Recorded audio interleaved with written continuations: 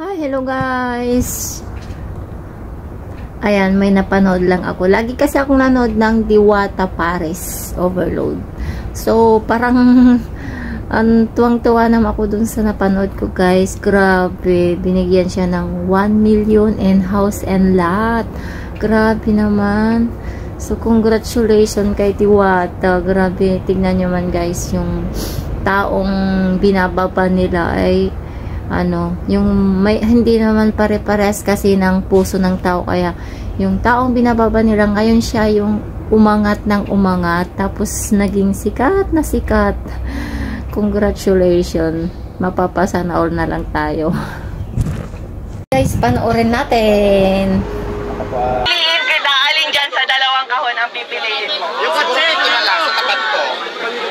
Bakit ayaw mo nitong isa? O, dito na lang. Sure ka na, ito na muna.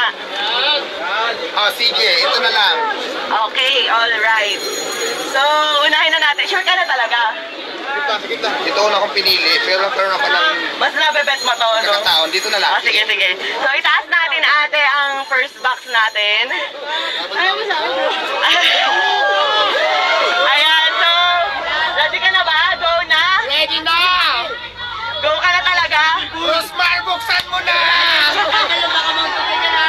So, ayan, ang unang laman ng kahon.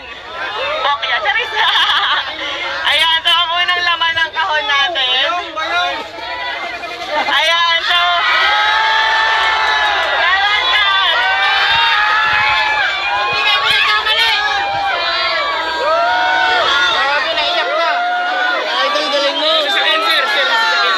Ayan, so para may pahingahan siya dito, and at the same time, nilalagyan ko na rin po yan ng aircon.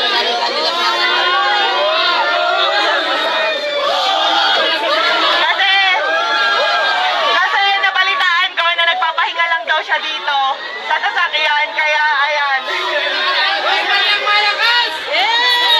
Ayan, free pop home na pag pinagawa ko kay Ma'am Pierre. So, nandito siya guys, ilalagay ko sa vlog kung saan. And next naman, ready ka na ba sa next kahon natin? Na wag